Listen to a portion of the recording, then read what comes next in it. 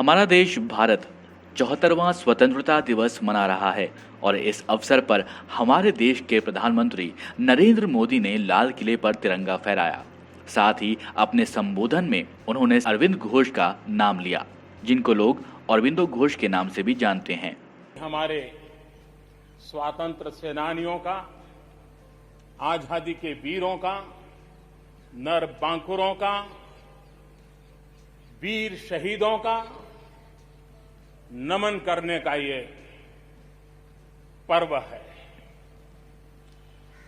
हमारे फौज के जाबाज जवान, हमारे अर्धसैनिक बल, हमारे पुलिस के जवान, सुरक्षा बल से जुड़े हुए हर कोई मां भारती के रक्षा में जुटे रहते हैं, सामान्य मानवीय की सुरक्षा में जुटे रहते हैं। आज उन सबको भी हृदयपूर्वक, आदरपूर्वक स्मरण करने का, उनके महान त्याग तपस्या को करने का एक नाम और, श्री अरविंद घोष क्रांति दूत से लेकर आध्यात्म की यात्रा, आज उनके संकल्प, उनका जन्म जयंती है। हमें उनके संकल्पों को, हमारे संकल्पों को पूर्ण करने के उनकी तरफ से आशीर्वाद बने रहे। आइए दोस्तों, अब आपको स्वतंत्रता सेनानी श्री अरविंदो घोष के बारे में कुछ जानकारी देते हैं। नाम अरविंद कृष्णघन घोष, जन्म 15 अगस्त 1872, कोलकाता, पश्चिम बंगाल। पिता कृष्णघन, माता स्वर्णलता देवी, पत्नी मृणालिनी। अरविंद घोष के पिताजी बंगाल के रंगपुर में सहायक सर्जन थे और उन्हें अंग्रेजों की संस्कृति काफी प्रभावित करती थी, इसलिए उन्होंने अपने बच्चों को इंग्लिश स्कूल में पढ़ाने का सोचा था। अरविंद घोष को उनके भाइयों के साथ में दार्जिलिंग के लोरेटो हाउस बोर्डिंग में पढ़ाई के लिए भेज दिया गया था। अरविंद घोष के परदादा ब्राह्मो समाज जैसे धार्मिक सुधारना आंदोलन में काफी सक्रिय रहते थे। उनसे प्रेरित होकर ही अरविंद घोष सामाजिक सुधार में सक्रिय होना चाहते थे।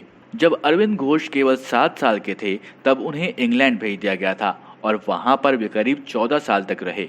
1884 में इंग्लैंड में अरविंद घोष ने अपनी पढ़ाई की शुरुआत सेंट पॉल्स स्कूल से की और छात्रवृत्ति मिलने के बाद उन्होंने 1890 में कैम्ब्रिज के किंग्स कॉलेज में पढ़ाई पूरी की। अरविंद घोष को साल 1893 में बड़ौदा के गायकवाड़ के यहाँ नौकरी मिल गई तो वो भारत वापस आ गए थे।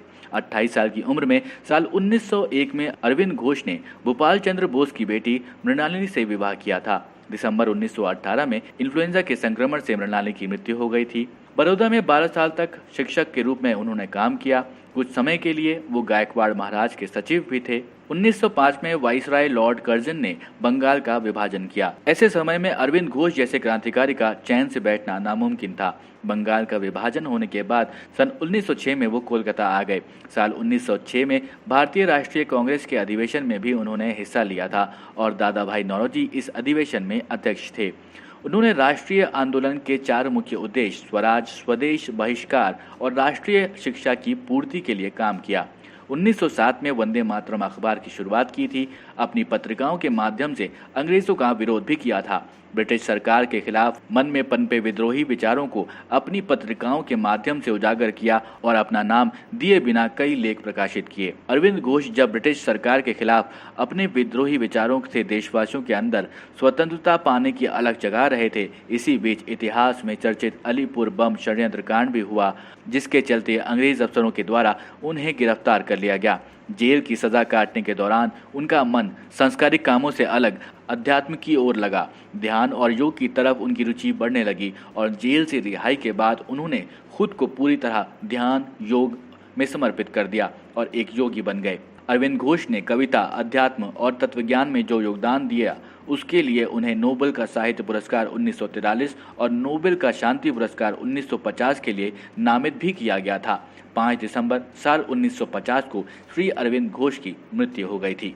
अगर ये जानकारी आपको पसंद आई हो तो इस जानकारी को अपने दोस्तों के साथ शेयर करें और देखते रहें जागरणजोश.com।